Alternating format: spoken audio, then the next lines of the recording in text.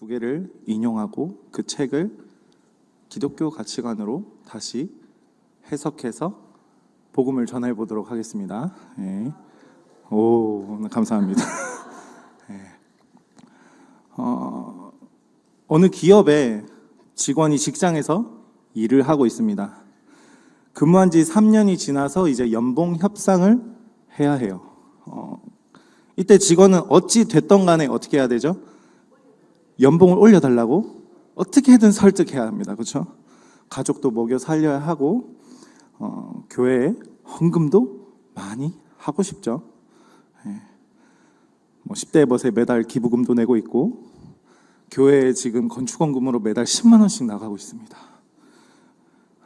그래서 이 직원은 연봉 협상할 때 테이커의 자세를 취합니다. 뭐라고요? 테이커, T-A-K-E-R.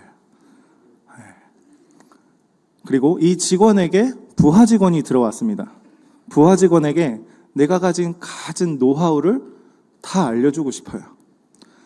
나처럼 고생을 안 했으면 좋겠고 편하게 직장 생활 하도록 좀 도와주고 싶어요. 이때 이 직원은 기버의 자세를 취합니다. 뭐라고요? 기버, G-I-V-E-R. 네. 그다음에 이 직원은 동료와 함께 같이 일을 하죠. 함께 일을 하면서 이 전문 지식을 나눌 때 각자 맡은 일에 서로 이제 이익이나 손해가 없이 잘 분배하려고 애를 많이 씁니다. 누군가 손해보는 일은 그 동료와의 관계를 좀 어렵게 만든다고 본인이 생각하기 때문에 철저하게 각자 맡은 분량을 정확하게 나눠서 일을 합니다. 이런 사람을 매처라고 합니다. 뭐라고요? M-A-T-C-H-E-R. 네. 인간은 이 세 가지 패턴으로 살아갑니다.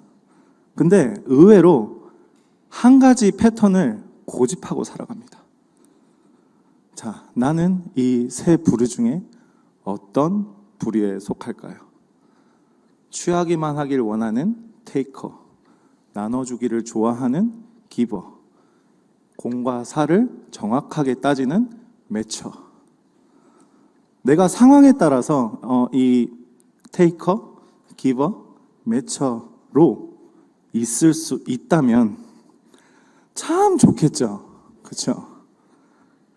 사회생활을 할 때 그렇게 상황에 따라서 내가 역할을 취해서 살아간다면 인간관계도 좋아질 거고 성공할 수 있을지도 모릅니다. 자, 그러면 여러분, 예수님은 어떤 분이실까요? 예수님은 어떤 분이실까요? 예수님은 테이커인가요? 예수님은 매치아인가요? 예수님은 기버죠. 근데 어떤 기버인가 우리가 한번 알아보고자 합니다. 자, 아까 방금 제가 테이커, 기버, 매처로 인간의 세 부류를 이렇게 설명을 드렸어요. 약 10년 전에 나온 애덤 그랜트의 기브 앤 테이크라는 책을 제가 참고를 했고요. 제가 이 책을 구매하라는 게 아니에요. 이 책은 기독서적이 아니에요. 그런데 왜 제가 참고를 했냐? 일단 이 책이 사람의 이 유형에 대해서 엄청 잘 정리를 했어요. 굉장히 머리가 좋은 사람이고요. 테이커, 첫 번째로. 테이커는 관계에서 자기 이익만 챙기는 사람이에요. 날 위해 해주는 거에 대해서 관심이 있죠. 그 다음에 기버는 이들은 보통 이렇게 물으면서 관계를 시작해요. 제가 무엇을 도와드릴까요?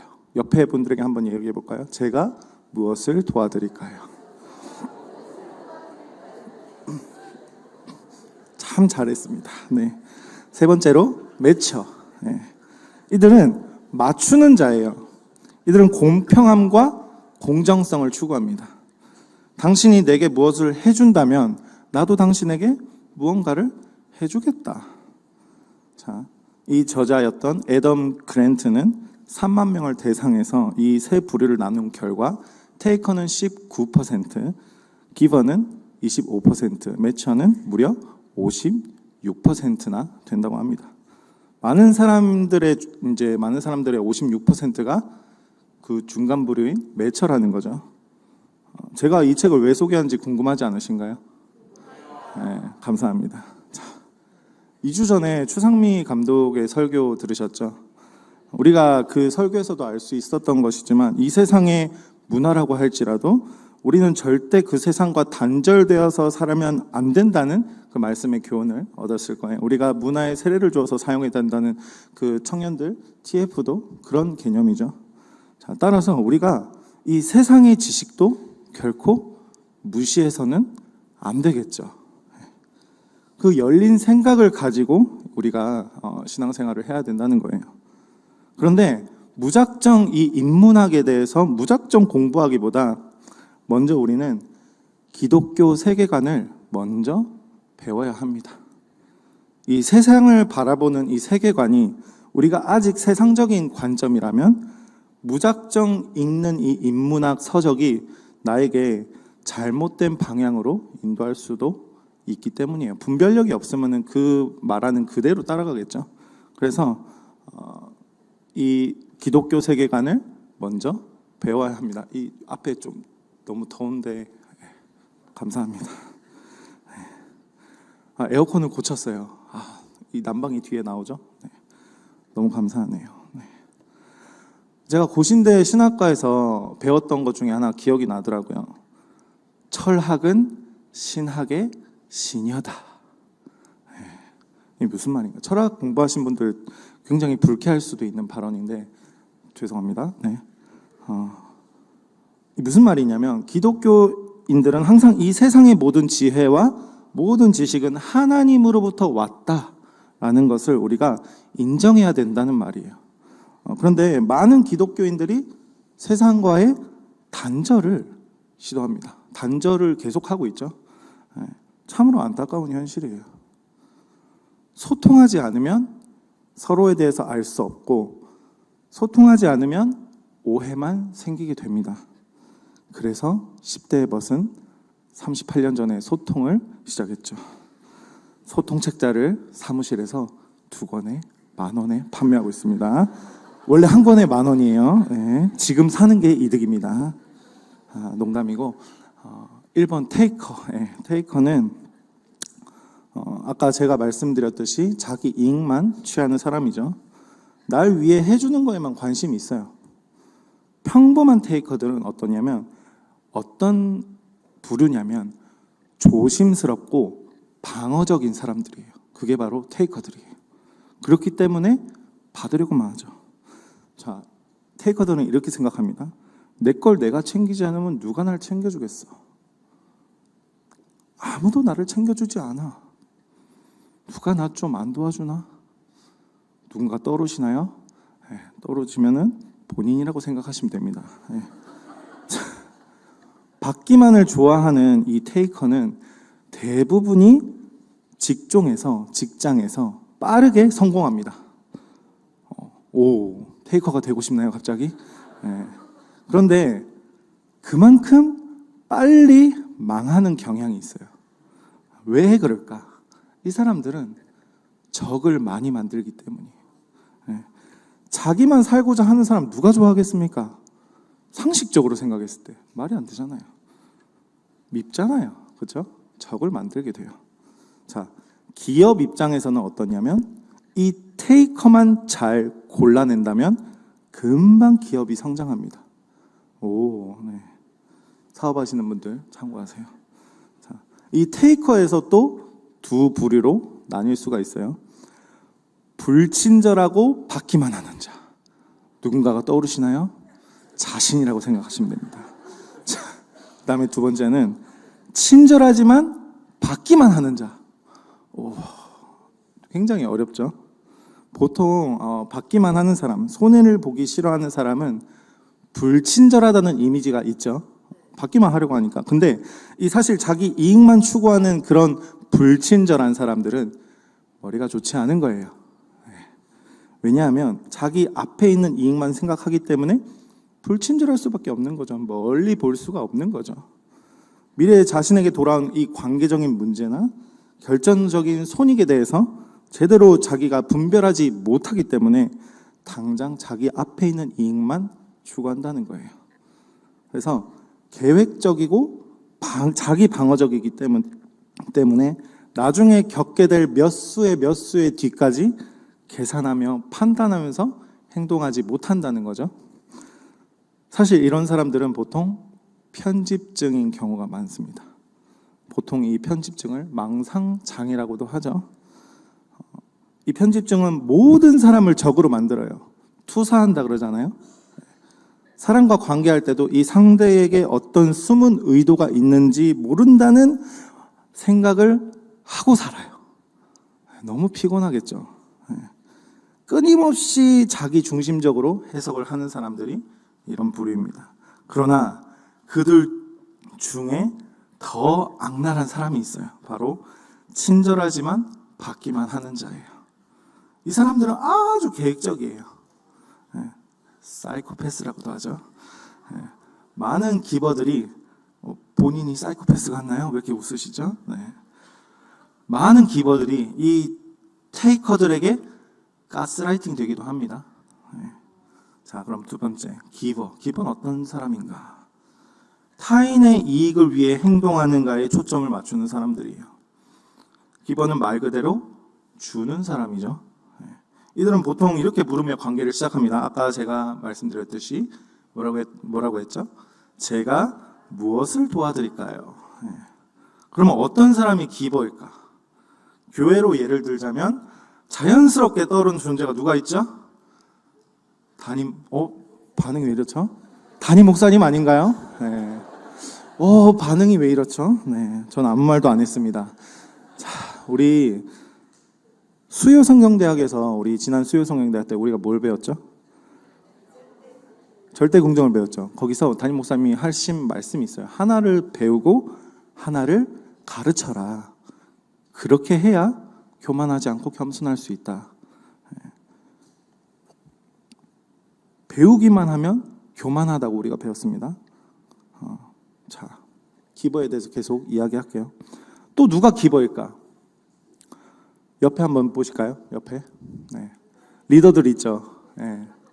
자, 리더들이에요. 왜 동의를 안 하시는 것 같지? 네. 셀장, 간사, 디렉터들 다 기버입니다. 동의 안 하시나요? 분위기가 왜 이렇죠? 네. 아멘. 네. 교회에서 섬기는 리더들이 자기 시간 남아서 섬깁니까? 개인 시간을 들여서 섬기는 거잖아요. 왜 이 귀한 시간을 나를 위해서 쓰지 않고 남을 위해서 사용할까? 이상한 사람들이죠. 물론 자기 만족을 위해서 이 교회에서 섬기는 사람들도 있어요. 거기서 자기 나라 만들어서. 그런데 이 사람들이 조금만 생각하면 내가 교회에서 누리지 않고 밖에서 누릴 것들이 얼마나 많아요. 그렇죠? 재밌는 것들이 너무나 많고 자기가 할 수 있는 것들이 너무나 많은데 굳이 교회에 와서 섬깁니다. 일면식도 없는 사람에게 어서 오세요. 참 잘 오셨습니다. 그렇죠? 그렇게 얘기하면서. 그럼 굳이 왜 봉사하고 섬기나? 여기서 또 두 부류로 나눌 수 있어요. 첫 번째, 자아가 아직 없어서 시키는 대로 하는 사람. 두 번째, 진짜 복음을 알고 헌신하는 사람. 여기서 왜 끄덕끄덕이 잘 안 되죠? 네. 아까 첫 번째는 나구나. 네. 저도 그랬어요. 네. 다 과정이 있는 거죠. 자, 나는 둘 중 어느 부류에 속하는가? 나는 2번이에요. 네, 1번이십니다. 네. 네. 근데 1번이든 2번이든 상관없어요. 왜 그러냐면 우리가 알고 순종하던 모르고 순종하던 이해하지 못하고 순종하던 그 섬김에 기름 부으시는 분이 바로 누구신가요? 하나님이시죠. 네. 아멘. 네. 그래서 우리가 항상 외치는 구호가 있죠. 이해가 돼도 순종, 이해가 되지 않아도 순종. 네. 이제 이해가 되시죠? 왜 내가 순종하는가? 네. 그래서 사무엘상 15장 22절에 순종이 제사보다 낫고 듣는 것이 수장의 기름보다 낫다라고 성경에서도 그렇게 말하고 있는 거죠. 자, 그렇다면 성공이라는 것에 우리가 사다리가 있다고 칩시다. 그 성공 사다리에 가장 밑에 있는 사람과 가장 꼭대기에서 달리는 사람. 자, 오늘 테이커, 기버, 매처, 그 중에 어떤 부류가 가장 밑에 있고 어떤 부류의 사람이 가장 위에 있을까요? 놀랍게도 가장 밑에 있는 사람도 기버고요, 가장 위에 있는 사람도 기버입니다. 네. 생산성이 뛰어난 리더도 기버고요, 생산성이 가장 떨어지는 답이 안 나오는 사람도 기버입니다. 물론 생산성이 뛰어난 테이커도 있고 매처도 있어요. 없다는 건 아니에요. 근데 그 위에서 놀고 있는 사람들은 기버라는 거예요. 이 기버의 성공은 폭포수처럼 쏟아지면서 멀리 퍼진다고 책에 나와 있습니다. 네. 이게 바로 저의 말로 다시 해석해서 말씀드리자면 여러분 익숙하신 말로 선한 영향력이라는 거예요. 네. 책에서는 안 나와 있어요. 왜냐하면 이 테이커나 매처는 자신이 성공하기 위해서 아까 말씀드렸다시피 적을 만드는데, 이 기버는 자신을 시기하는 그 테이커들이 있다 할지라도 그들이 어떻게 할 수가 없어요. 왜? 적이 아니기 때문에. 그죠? 시기하는 것. 그 선한 영향력이 이 기버들을 보호해주고 있기 때문에 기버들의 성공력의 파급력은 어마어마하다는 거죠. 자, 세 번째 부류의 사람들입니다. 매처. 물 좀 마실게요. 아빠가 물 좀 마시래요. 매처, 손해와 이익이 균형을 이루도록 애쓰는 사람입니다. 공평함을 원칙으로 삼죠. 이 상부상조의 원리로 자기 이익을 보호합니다. 성경에도 나와 있죠. 눈에는 눈, 이에는 이. 이런 사람을 보고 호락호락하지 않다라고 하죠. 그런 사람 떠오르시는 분 있죠? 본인은 아니에요. 인간관계도 확실합니다. 테이커들에게는 환영받지 못해요. 테이커들은 자기 이익만 추구하기 때문에 눈에는 눈, 이에는 이의 개념으로 그대로 아무것도 안 해줍니다. 근데 이 매처들은 기버와 공존할 수 있어요. 이 책에서 말하고 있는 걸 제가 3개로 요약을 할게요. 페이지가 한 400페이지 넘어가더라고요. 3개로 요약하면 인간은 3 부류로 나뉩니다. 아까 말씀드렸다시피 테이커, 기버, 매처. 그리고 성공 사다리의 꼭대기에 있는 사람들은 기버다.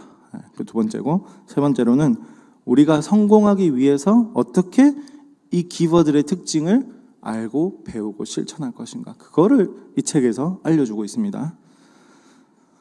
이 책에서 말하는 건 승리한 기버가 되기 위해서는 테이커를 멀리해야 하고 기버나 매처들과 서로 함께 해야 한다고 책에서 결론을 짓고 있어요. 심지어 직장에서도 테이커를 속출해내야 한다고까지 말하고 있습니다. 동의하십니까? 동의하십니까? 대답 어떻게 해야 될지 모르겠죠? 네. 동의하면 안 됩니다. 네. 이 가치관이 올바른가? 그래서 제가 아까 말씀드렸죠. 기독교 세계관을 먼저 배워야 된다. 그 다음에 인문학을 들어가야 되죠. 그래서 우리는 함께하는 교회 오기 전에 이 모든 지식들을 많이 알고 온 사람들이 분명히 있습니다. 계속 물밀듯이 밀려올 거예요. 청년부도 마찬가지입니다. 그럼 그 사람들이 우리처럼 아무것도 배우지 않은 우리 같은 사람들보다 그 사람들이 더 힘들 수가 있어요. 왜일까요? 담임 목사님 자주 말씀하시는 선지식이 후지식을 지배하기 때문이죠. 참 다행이죠. 그래서 아닌 것처럼 이렇게 난 아니에요. 자, 우리가 롤 모델로 삼아야 할 건 뭔가요? 세상에서 내놓으라 하는 사람들은 베푸는 기버가 돼야 된다면서 테이커랑 관계하지 말라, 매처랑 기버들끼리 똘똘 뭉쳐야 된다라고 얘기하고 있습니다. 그러나 우리가 롤 모델로 삼아야 할 것은 오늘 말씀에 나오시는 바로 예수님이시죠. 그래서 오늘 말씀에 예수님을 깊게 생각하라. 한번 볼까요? 다시 마지막에 뭐라고 나와 있죠? 예수를 깊이 생각하라. 예. 우리의 왜 이렇게 말이 안 나오죠? 대제사장이신 예수님을 깊이 생각할 때 우리는 예수님의 방법으로 살아갈 수 있게 됩니다. 벌써 결론이 나왔죠? 그런데 어떻게 살아가야 될까? 자, 하나님 입장에서 인류를 볼 때는 인류가 어떤 존재일까요? 다 테이커들이겠죠. 동의하십니까? 우리는 다 테이커들입니다. 하나님 앞에서. 그게 바로 자기 부인이에요. 그렇게 고백할 수 있는 우리의 신앙이 되었으면 좋겠어요. 아담의 원죄 사건부터 시작해서 모든 인류는 하나님 입장에서 테이커가 되었습니다. 그런 하나님께서 우리에게 누굴 보내주셨죠? 예수 그리스도를 보내주셨죠. 그 예수님에 대해서 우리가 지금부터 한번 배워봤으면 좋겠습니다. 두 번째, 컬처 메이커. 두 번째 책은 컬처 메이커예요. 이거 컬처 메이커의 뜻이 뭘까요? 문화를 만드는 자라는 뜻이죠. 지지난주 추상미 감독이 설교 때 소개했던 책이죠. 그래서 제가 책을 구입해서 한번 읽어봤어요. 우리가 문화를 다스리는 이 컬처 메이커로 살아가야 한다는 그 메시지를 담은 책이죠. 엄청난 통찰력을 주는 책이었어요. 오늘 본문을 다시 한번 읽어볼까요? 그러므로 함께 하늘의 부르심을 받은 거룩한 형제들아. 자, 거룩한 형제들. 하나님이 우리를 어떻게 부르고 계시나요? 네. 하늘의 부르심을 받은 거룩한 형제들이라고 부르십니다. 이 자기 이익만 추구하고 자기밖에 모르는 우리에게 하나님의 부르심을 받았고 거룩하다고 칭해 주시면서 가족으로 대해 주시는 거예요. 와, 너무 놀랍지 않나요? 저만 이렇게 말 안 할게요. 자, 말씀이 또 우리를 어떻게 인도하고 계시나요? 뒤에 한번 계속 읽어볼까요? 우리가 믿는 도리의 사도이시며 대제사장이신 예수를 깊이 생각하라. 우리가 누구를 깊이 생각한다고 해야 된다고 말하고 있죠? 예수 그리스도를 깊이 생각하라 라고 말하고 있습니다. 자, 약자와 강자입니다. 성경에서 이 약자와 강자를 대표하는 사건 딱 두 개, 신약과 구약에서 뭐냐면 출애굽 사건과 부활 사건입니다. 그 대표적인 예가 되죠. 하나님은 이 문화적으로 탁월하지도 않았고 문화 창조자가 될 소지도 없어 보이는 민족에게 관심을 두셨어요. 당시 출애굽 사건은 가장 강력했던 이집트를 상대로 당시에 가장 약했던 이스라엘 사람들을 그 무엇보다 강하신 하나님께서 가장 약한 민족인 이 이스라엘 백성들을 선택하심으로 말미암아 당대에서 가장 강했던 그 애굽 민족으로부터 벗어나게 하신 사건이에요. 예수 그리스도의 십자가 사건도 마찬가지죠. 예수님 당시 강한 민족은 어디였죠? 로마죠. 당시에 약자였던 부류들은 유대인들이죠. 예수 그리스도를 믿는 사람들이죠. 그 중에 그리스도인들이라고 한번 쳐봅시다. 이 그리스도인들은 그들을 구원해줄 메시아를 기다렸습니다. 유대인도 마찬가지죠. 유대인들이 메시아를 기다렸죠. 마침내 예수님 공생애가 시작되고 많은 사람들이 이 예수 그리스도를 따르기 시작합니다. 예수님이 어떻게 사역하시나요? 죽은 사람도 살리시고 약한 사람도 병이 낫게 하시고 예수님은 또 물 위도 걸으셨죠. 와, 슈퍼맨이에요. 마치 그들이 기다리던 슈퍼 히어로가 드디어 나타났다는 느낌이었겠죠. 저 로마 군대를 다 무찔러 줄 거야.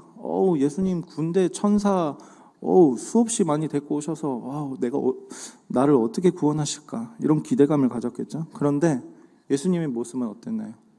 처참하기 그지 없었습니다.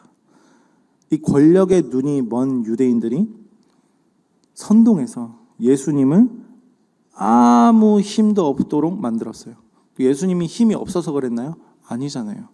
예수님은 고난을 당하고 십자가에 못 박히셨습니다. 그 모습을 본 사람들, 그 모습을 본 유대인들은 어땠을까요?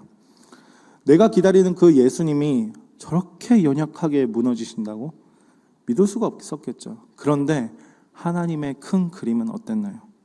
그걸로 끝이 아니었죠. 가장 강하신 그 하나님이 가장 약한 모습으로 내려오셔서 가장 보잘것없는 사람들을 치유하시고 살리시고 그대로 가장 약한 모습으로 죽으셨어요. 그런데 다시 부활하셔서 강하신 모습으로 올라가셨습니다. 두 번째, 좋은 권력. 자, 태초에 하나님께서 세상을 창조하셨죠. 첫 인류인 아담을 만들었습니다. 아담은 그 하나님의 형상을 닮아서 바다의 물고기, 하늘의 새, 땅에 기는 가축들, 온갖 짐승들의 이름을 짓도록 하셨고 다스리도록 하셨습니다. 말 그대로 엄청난 권력을 위임해 준 거죠. 아담이 받은 권력은 뭐였나요? 자기 능력이 있어서였나요? 아니죠. 말 그대로 선물이었어요. 우리가 바라봐야 할 이 중요한 시각은 뭐냐면 우리에게 주어진 모든 것들이 하나님의 선물이라고 보는 그런 시각입니다. 기브 앤 테이크의 가치관에서 이 기버들의 태도는 바로 자기 중심적이 아닌 타인 중심적이었죠. 그러나 이 기준이 없는 기버들은 어땠나요? 바닥을 깁니다.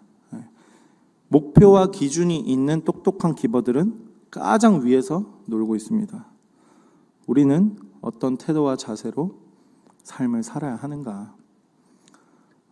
내가 가진 것, 내가 누리는 모든 것들이 하나님이 주신 것이라는 그 신앙 고백이 있어야 비로소 하나님이 주신 권력을 우리가 남용하지 않게 되는 거죠. 그 원리에 따라 고백하는 게 뭔가요? 11조죠. 바로 아시네요. 어떤 사람들이 이렇게 묻습니다. 이거 굉장히 예민한 주제죠. 자, 11조를 새 전으로 드려야 하나요? 새 후로 드려야 하나요? 제가 묻고 싶어요. 제가 뭐라고 묻고 싶냐면 11조를 많이 내고 싶어서 물어보시는 건가요? 이렇게 묻고 싶어요. 네.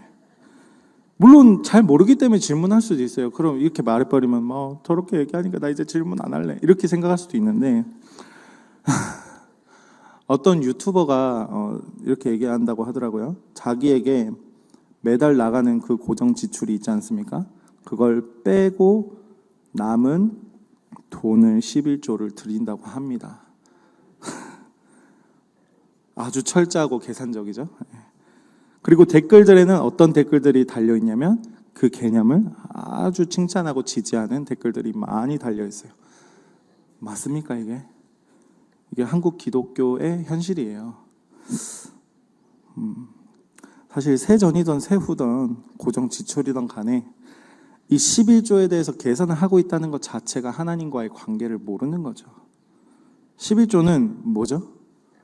우리가 드리는 하나님께 드리는 신앙 고백이죠. 항상 제가 영유아부 예배 때 마지막에 그 헌금 기도 드릴 때 우리의 신앙 고백입니다 라고 말하거든요. 벌써 1년이 넘게 하고 있습니다. 모든 것이 하나님의 것입니다. 그 중에 하나님께서 허락하신 10분의 1을 내가 신앙 고백으로 드립니다 라고 고백하는 게 바로 11조죠. 그래서 11조에 대해서 고민한다는 것 자체가 사실은 너무 안타까운 일입니다. 돈과 관련되어서 제가 최근에 친구랑 연락 주고받다가 이런 얘기를 들었어요. 세상 사람들은 돈에 대해서 이런 개념을 가지고 있더라고요. 제 친구 연락이 잘 안 되니까 영광이가 있어요. 영광이란 친구는 이름만 들어도 뭐죠? 기독교 집안에서 태어난 권사님, 장로님 아들이죠. 그 영광이 집에서 제가 많이 살았었어요. 영광이랑 또 친한 친구 상윤이가 있어요. 상윤이가 있는데 영광이랑 상윤이랑 동반 입대를 할 정도로 많이 친했다고 합니다. 저는 그때 일본에 있다가 호주에 있다가 막 이렇게 여기저기 다녔고 그 둘이 없어서 뭐라 해야 될까요? 이거를 죽고 없어서 못 사는 사이라 해야 되나요? 네, 그렇게 죽고 제가 뭐라 해야 되죠? 네. 어렵습니다. 네, 그런 사이입니다. 네, 그런 친구가 영광이의 누나가 결혼을 한다고 했어요. 그래서 결혼식에 초대를 했겠죠, 상윤이한테. 그 상윤이가 결혼식에 가려고 했는데 상윤이가 최근에 14년 다닌 직장에서 관두게 됐다고 하더라고요. 14년 다닐 동안 얼마나 열심히 다녔겠어요. 친구의 누나의 그 결혼식도 못 가는 상황이었나 봐요. 그래서 못 갔대요. 근데 영광이가 손절을 했대요. 뭐 그거 가지고 손절을 하냐. 그래서 제가 물어봤어요. 무슨 그 영광이 조금 소심하긴 한데 그런 걸로 손절한다고? 약간 이렇게 얘기하니까 자기가 축의금을 안 줬대요. 네. 참 친한 친구일수록 만약에 못 간다, 축의금 원래 주려고 했던 거에 2배를 주시면 하나도 안 속상해합니다. 네. 메모해 두세요. 2배를 주면 됩니다. 그러면 아이고 그래 바쁘겠구나. 아이고 그래 다음에 한번 보자. 내가 밥이라도 사줄게. 이런 얘기를 오히려 듣겠죠. 그러니까 상윤이가 제가 그렇게 얘기하니까 아이고 그때 그렇게 할 걸 이러더라고요. 이미 늦었죠. 자, 왜 2배로 줘야 합니까? 우리의 마음을 그것보다 표현할 방법이 뭐가 있을까요? 만나지도 못하는데 어떻게 표현합니까? 뭐 긴 문장 편지를 하나 날려볼까요? 그걸로 감동을 받을까요? 세상 사람들은 우리도 마찬가지죠. 돈을 무시할 수는 없어요. 마음이 있는 곳에 돈이 가고 마음이 있는 곳에 시간을 쏟습니다. 자, 그러면 꼭 돈으로 표현해야 됩니까? 라고 생각하는 사람들도 분명히 있을 거예요.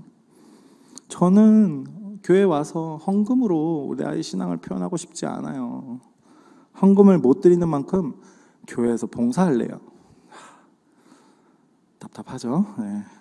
근데 이런 사람들도 간혹가다 있을 수도 있는데 물론 돈이 다가 아니죠.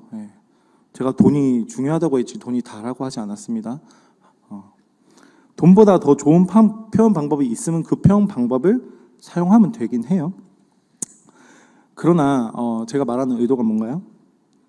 자, 다시 말하지만 많이 헌금하고 싶어서입니까? 라고 스스로에게 한번 질문해보면 답이 나옵니다. 짚고 넘어가야 될 부분이 있는데 하나님은 우리의 돈을 필요로 하시는 분이 아니에요. 아멘? 하나님은 우리에게 물질을 다스릴 그 권력을 허락하셨죠. 다스리라고 하셨어요.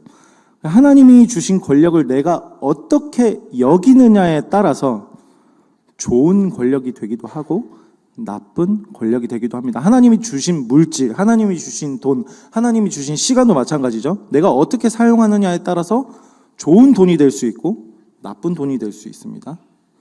그렇다면 하나님이 나에게 주신 그 시간, 돈, 권력들을 내가 어떻게 사용해야 될까? 섬김의 훈련입니다. 청지기 의식이죠. 이제 잘 아시는 분들은 벌써 무슨 말을 할지 알고 계실 거예요. 자, 담임 목사님께서 수요 성경대학 때 아까 외치신 구호 뭐였죠? 하나를 배우고 하나를 가르쳐라. 하나님이 우리에게 권력을 맡겨 주셨다는 그 청지기 의식을 가지고 섬겨야 하는 거예요. 청지기 의식은 하루아침에 생기지 않습니다. 우리에게 늘 권력의 그 유혹이 있기 때문에 내가 쥐고 싶어하는 그 죄성이 있기 때문에 우리는 항상 그 죄성과 싸워야 되죠. 우리가 교회에서 이어지는 이 훈련 프로그램에 참여만 하는 것으로 만족하고 그친다면 아까 그때 수요일 성경대 때 담임 목사님 뭐라 말씀하셨죠? 교만해진다. 배우기만 하지 마라. 가르쳐라 라고 말씀하셨어요. 자, 많은 성도들은 아니죠. 소수의 성도들이 몇 년 함께하는 교회에서 배우고 나니까 내가 이 가치관으로 좀 잘 살 수 있을 것 같아. 이제는 좀 밖에 나가서 내가 돈도 벌어야 되지 않을까? 라고 생각하고 지금까지 내가 뭐하고 살았지? 너무 시간 낭비했네 하고 깨달아지는 순간 교회에서 나갑니다. 소수의 성도들이요. 이런 사람의 상태를 뭐라고 하냐? 육적자가 살아났다라고 하죠. 자, 하나님 관점에서 보면은 그 사람의 수준은 이제 정상 반열에 오른 거예요. 그런데 마치 자신이 복음을 다 깨닫고 이 복음을 들고 세상에 나가서 말씀의 검과 구원의 방패, 전신갑주를 입고 잘 싸워서 이겨내면서 선한 영향력을 이렇게 흘려보낼 수 있을 거다라고 본인이 생각하지만 그렇게 세상에 나갑니다. 그러면은 하루, 이틀, 일주일, 한 달, 1년 점점 더 시간이 지나면서 점차 교회에서 발을 끊게 됩니다. 통계를 좀 내고 싶어요. 이런 거. 어떻게 통계를 내지? 네. 교회에 출석하는 횟수가 점점 줄어들어요. 나중에 들려오는 소식은 뭔가요? 세상 사람들과 그 사람 별반 다를 거 없이 살더라. 신앙 없던데. 자, 하나님의 입장에서는 얼마나 안타까울까요? 오늘 말씀 후반부에 보시면 12절에 이렇게 나와 있습니다. 형제들아, 너희는 삼가 혹 너희 중에 누가 믿지 아니하는 악한 마음을 품고 살아계신 하나님에게서 떨어질까 조심할 것이요. 뭐라고 나와 있습니까? 하나님에게서 떨어질까 조심할 것이요. 자, 14절도 볼까요? 우리가 시작할 때 확신한 것을 끝까지 견고히 잡고 있으면 그리스도와 함께 참여한 자가 되리라. 누구와 함께요? 그리스도와 함께 참여한 자가 됩니다. 하나님이 하시는 말씀은 무엇입니까? 우리의 마음을 완고하게 하지 말고 순종하라 라고 말씀하고 계십니다. 네 그 육적 자 올라와서 너가 생각하고 있는 것들 다시 내려놓아라 라고 말씀하고 계시는 거죠. 18절 볼까요? 18절에 또 우리에게 이렇게 말씀하고 계십니다. 또 하나님이 누구에게 맹세하사 그의 안식에 들어오지 못하리라 하셨느냐? 곧 순종하지 아니하던 자들에게가 아니냐? 이게 무슨 말이냐면 순종하지 않는 건 뭐죠? 죄성입니다. 우리가 자아가 살아나면은 그와 함께 모두 더 살아나냐면 죄성도 더 같이 살아납니다. 아닌 것 같아요. 왜? 아닌가요? 제가 그렇더라고요. 자아가 살아나니까 더 교묘해져요.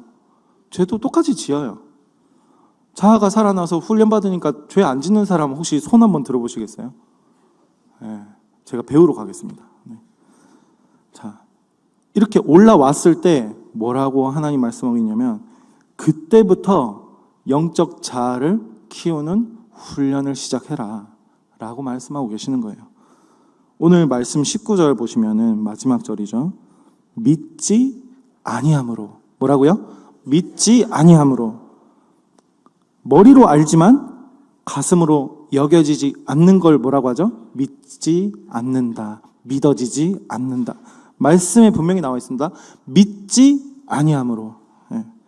그래서 우리가 영적 자아를 키우는 훈련이 바로 믿는 훈련입니다. 뭐라고요? 믿는 훈련입니다.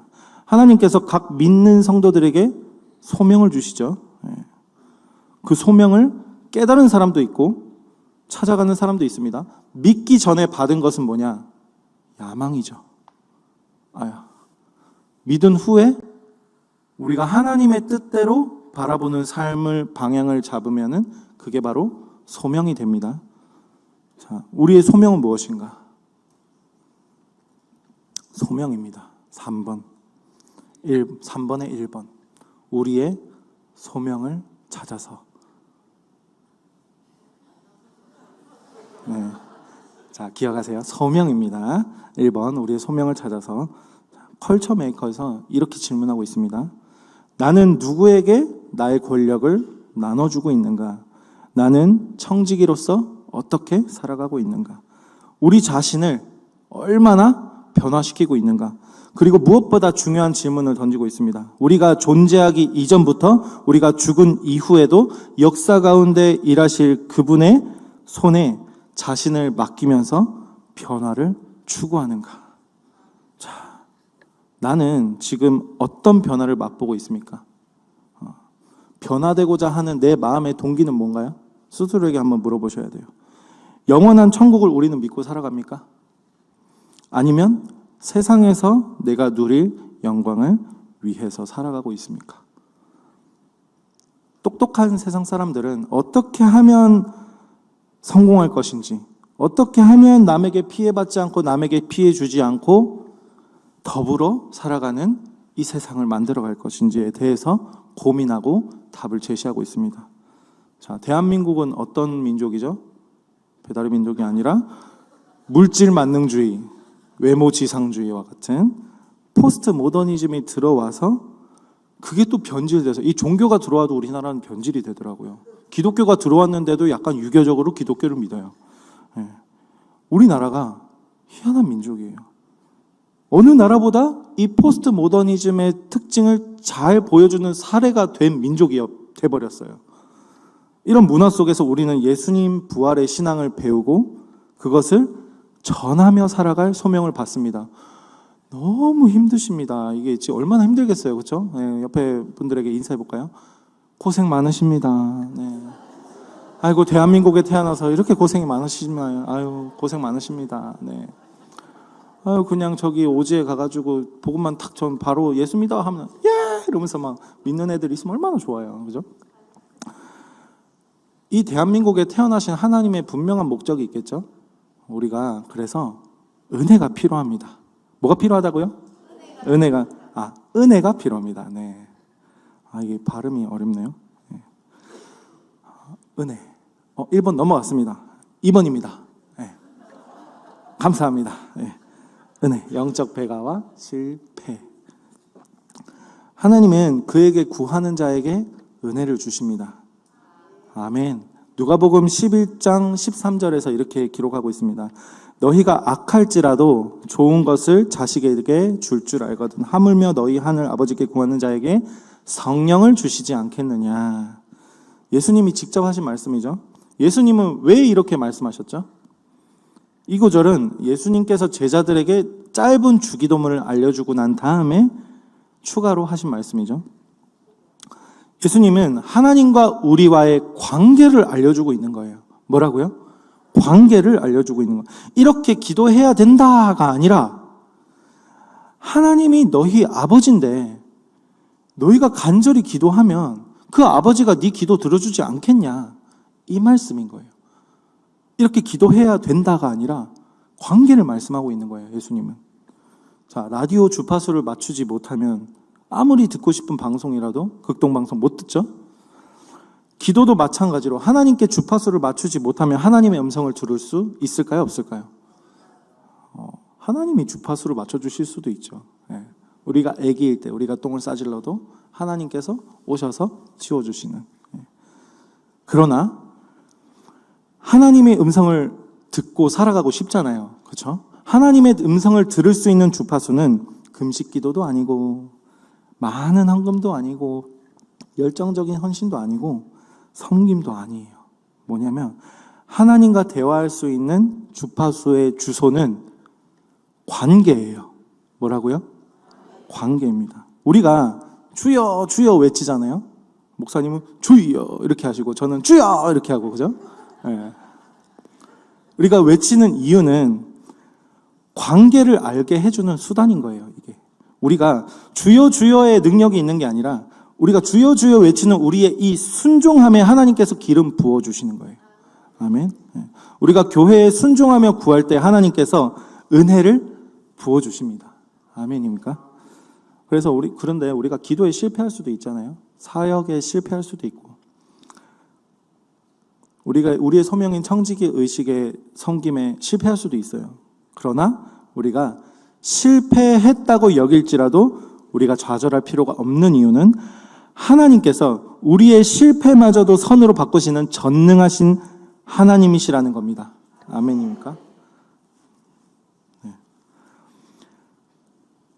그래서 그 하나님을 믿는 믿음으로 버티셔야 돼요. 뭐라고요? 버티셔야 됩니다.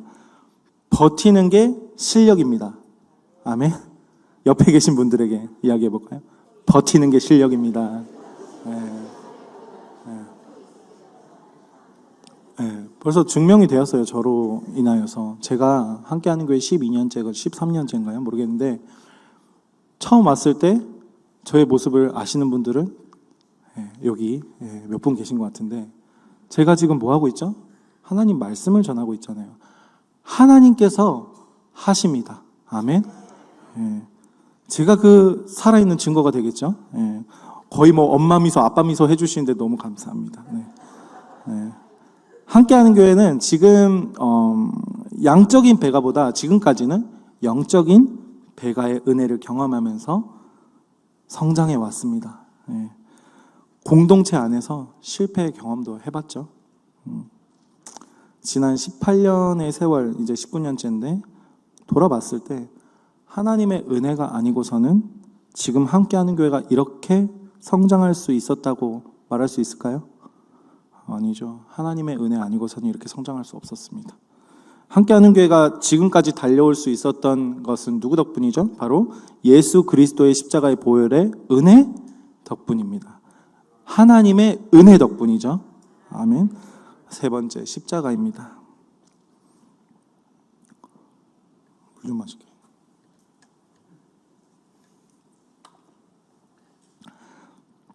믿는 성도들이 이 세상에서 믿음으로 살기 위해서는 우리가 뭘 해야 되죠? 매일매일 말씀 묵상을 해야 됩니다.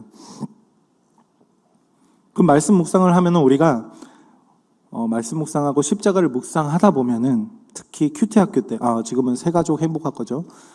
새가족 행복학교가 왜 이름이 바뀌게 된 계기를 아십니까? 예, 저만 알고 있죠. 예, 외부인들을 배려하기 위해서예요. 갑자기 바꾼 게 아니라 외부인들을 배려해서 큐티 학교라고 하면은 이해하기가 어렵잖아요. 좀 큐티 뭐 예쁘다고 이렇게 생각할 수도 있는데, 예. 반응이 희한하네요.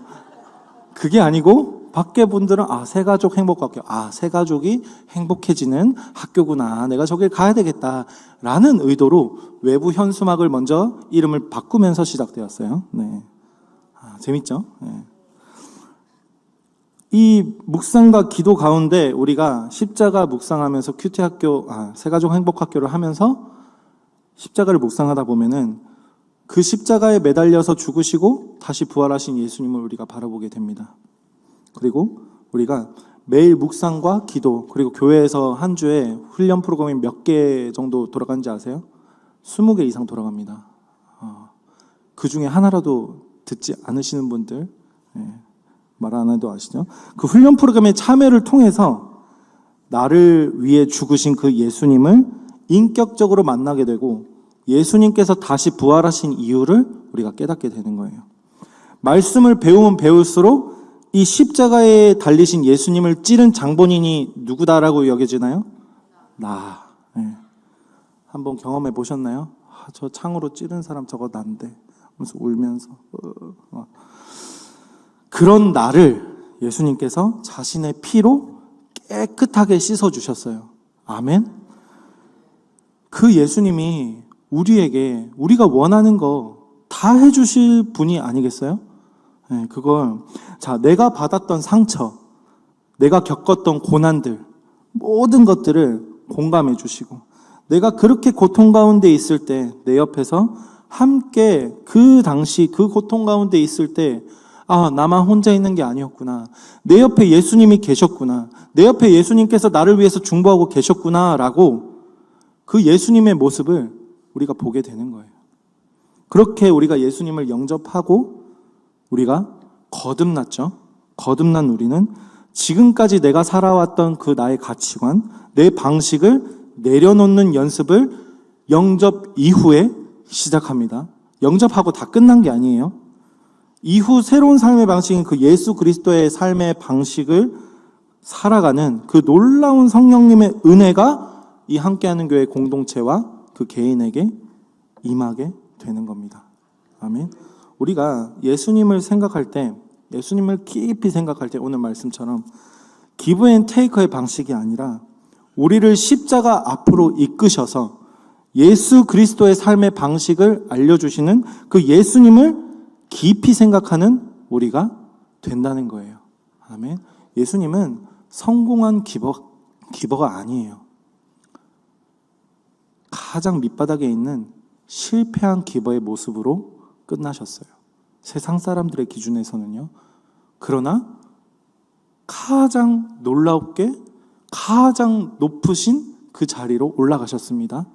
굉장히 역설적이죠. 자, 결론입니다. 나는 누구인가? 목표보다는 본질입니다. 많은 사람들이 나 자신이 무시당할까봐, 내가 바보로 취급당할까봐 이 성령 하나님이 주시는 선한 그 마음을 외면하고 자기 중심성으로 힘욕구로 살아갑니다. 요령을 피우는 거죠. 계속해서 머리를 굴리는 거예요. 왜 그럴까요? 왜 그렇게 살아갈까요?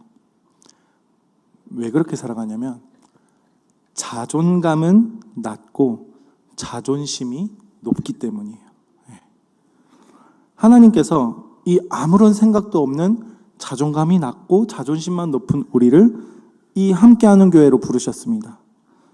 자아를 키워주셨고요. 삶의 목적과 방향을 알려주셨습니다.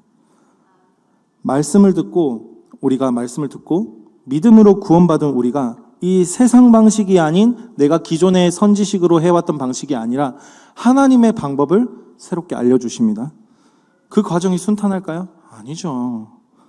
자, 선지식과 후지식이 충돌할 때 우리가 우리의 신앙이 어떻게 느껴지기도 하냐면은 나의 신앙이 너무 어려워. 난 왜 이 정도 수준밖에 안 되지? 난 너무 멀었어. 언제쯤 내가 담임 목사님 수준까지 올라가지? 담임 목사님이 하시는 저 사역들 나도 어떻게 따라가지? 저는 그렇게 생각 안 합니다. 자, 그렇게 생각이 들 때 하나님께서 뭐라 말씀하시냐면은 너 있는 모습 그대로 해도 좋다라고 말씀하세요. 그렇게 셀에서 난 20살이지만 아직 영적으로는 1살이에요. 그런 모습으로 나눔이 싫어요. 이해가 안 돼요. 무슨 말이에요? 교회 나오는 것도 짜증나 죽겠는데 왜 나한테 이래라 저래라 합니까? 이렇게 하는 게 잘못된 건가요? 잘못됐다고 생각하지 않지만 그렇게 말하지 못하죠, 청년분들. 셀에서 나눌 때 내 삶이 왜 이런 모양인지 모르겠어요. 이렇게 솔직하게 나누나요? 자, 왜 이렇게 나는 살까 말은 못하지만 그 마음을 가지고 자아상 회복 세미나에 딱 갑니다. 갔더니 2박 3일을 딱 듣고 나니까 이런 모든 것들을 계획하신 분이 하나님이시구나. 딱 그거 깨닫고 오거든요. 가면 그 하나님의 섭리를 딱 깨닫고 나니까 나는 다 깨달았어. 이제 열심히 배워야지. 열심히 해봐야지. 나 할 것도 해봐야지. 자아가 높아질 대로 높아졌어요. 그러면서 하나님께서 또 어떻게 하시냐? 다시 훈련을 시키세요. 내려놓게 하세요. 다시 내 모습 보게 하세요. 또 내가 어린애였구나. 뭐 내가 한 3살은 됐나? 모르겠네. 5살로 좀 봐주시면 안 될까? 이렇게 생각하기도 하겠죠. 자, 이제 섬김의 자리에 나아갑니다. 셀장이 되었어요. 예전 내 모습에 그대로인 셀원들이 나에게 우르르 몰려옵니다. 똑같아. 3년 전 나야. 그 눈에 들어오죠? 자, 나는 이렇게 얘기합니다. 정신 차려라. 지금 그럴 때가 아니다. 라고 알려주고 싶죠. 꼭 참기도 해요. 한 1년 기다렸다가 한번 툭 내뱉어봐요. 그런데 그 말에 삐껴서 안 나와. 이런 신앙의 여정들을 우리가 다 겪어가고 있죠. 재밌죠. 이 모든 성화의 과정들, 이게 바로 성화의 과정이에요. 하나님께서 나를 셀장으로 세우시고 셀에서 이렇게 하는 모든 것들이 하나님께서 허락하신 나의 성화의 과정입니다. 아멘. 이 모든 성도들이 겪고 있는 거예요. 아직 이걸 못 겪어봤다.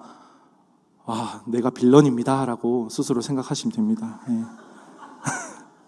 하나님은 우리를 함께하는 교회로 부르셨어요. 다른 교회도 아니고 함께하는 교회로 부르셨습니다. 아멘. 이곳에서 하나님은 우리의 자존심을 내려놓게 하셨고 자존감을 높여주셨습니다. 외부에 여러 강사분들 계속 부르잖아요. 그분들 한번 부를 때마다 얼마인지 아세요? 하나님이 우리를 위해서 우물한 개구리로 만드시지 않으려고 하나님께서 계속 애를 쓰시는 거예요. 우리 안에서 만족하지 않고 외부의 강사를 통해서 저런 세계도 있구나. 많이 깨달으시죠? 와, 이런 개념도 있구나. 비전도 주십니다. 이런 복된 교회, 우리 너무 행복하지 않나요? 한 12분 정도 아멘한 것 같아요. 아멘. 예. 우리 사모님 이렇게 해주셨습니다. 우리가 기억해야 될 것은 바로 예수님이 어떻게 섬기셨는가라는 것을 우리가 기억해야 된다는 거예요. 예수님이라면 이 셀에서 어떻게 섬기셨을까? 예수님이라면 이 공동체를 어떻게 인도하실까? 내가 성공한 기버가 되기 위해 이 자리에서 훈련받는 게 아니라 내가 예수님처럼 살기 위해서 이 자리에서 훈련받는 거죠. 우리는 항상 예수님을 깊이 생각하는 연습을 이 함께하는 교회에서 해야 됩니다. 두 번째, 예수님을 닮는 것, 마지막입니다. 예수님은 우리에게 이렇게 말씀하셨습니다. 마태복음 25장 40절 한번 띄워주시겠어요? 마태복음 25장 40절. 오, 감사합니다. 같이 읽겠습니다. 임금이 대답하여 이르시되 내가 진실로 너희에게 이르노니 너희가 여기 내 형제 중에 지극히 작은 자 하나에게 한 것이 곧 내게 한 것이라 하시고. 아멘. 세상에 살아남기 위해서는 테이커로 살아야 하는 경우가 참 많아요. 실제예요. 그러나 하나님께서는 우리에게 실패한 기버의 삶으로 우리를 초대하십니다. 그리고 우리에게 먼저 그 모델이 되어서 직접 이 땅에 오셔서 당대의 가장 작은 민족에게 찾아오셔서 그들을 가장 사랑하시고 가장 작은 자를 또 찾아가셔서 그들을 아끼시고 살리시는 모습을 누가 보여주셨죠? 예수님께서 보여주셨습니다. 이미 세상 사람들은 기브 앤 테이크의 가치관을 배우면서 이 성공한 기버가 되기 위해 끊임없이 달려가고 있죠. 하루도 빠짐없이 새벽 4시에 일어나는 분들이 굉장히 많아요. 그래서 이 세상 사람들은 이제는 나름대로 지혜도 생겼어요. 이기기 위한 경쟁이 아니라 나눔의 중요성까지 이해하면서 책으로 내서 가르치고 있습니다. 자, 우리가 아니죠. 세상 사람들이 남을 위해 희생하는 정신까지는 잘 따라왔어요. 그런데 그들이 결코 깨달을 수 없는 것이 하나 있습니다. 뭐냐면 바로 예수님을 닮는 거예요. 아멘. 하나님이 그의 아들의 생명을 보잘것없는 우리를 위해 내어주셨습니다. 그 예수님께서 인간의 몸으로 오셔서 우리를 온몸으로 공감해 주셨어요. 온몸으로 이렇게 막. 예수님께서 우리가 얼마나 연약한 존재인지 그 누구보다 예수님이 정확하게 아십니다. 내 털끝 하나 아픈 것까지도 털끝은 안 아프죠? 털끝에 있는 피부까지도 아픈 거를 예수님이 아십니다. 그리고 예수님께서 부활하셔서 모든 것을 완성하셨어요. 아멘? 그 누구보다 실패하신 예수님, 그 누구보다 약해지신 예수님, 세상적으로 보기에 지금 내 눈으로 보기에 당장에는 실패한 것처럼 보일지라도 내가 너무 손해보는 것 같아 이런 생각이 들지라도 하나님께서는 우리의 실패를 선으로 바꾸시는 분이세요. 아멘. 이거는 살아보시고 믿어보신 분들이 고백할 수 있는 고백이라고 생각합니다. 그래서 믿는 자에게 실패는 결코 실패가 아니게 되는 거죠. 역설적이죠. 우리가 예수님을 깊이 생각하고 묵상할 때 성령님께서 우리 가슴에 예수님을 힘입어 살아가는 성령의 능력을 우리에게 주실 겁니다. 그래서 하물며 성령을 주시지 않겠느냐. 그 말은 성령을 주고 싶다 이 말이에요. 그 성령의 불로 우리가 뜨거워져서 날마다 그 말씀의 힘을 힘입어서 열정적으로 실패한 기버의 모습으로 살아가는 함께하는 교회 성도들이 되길 축복합니다.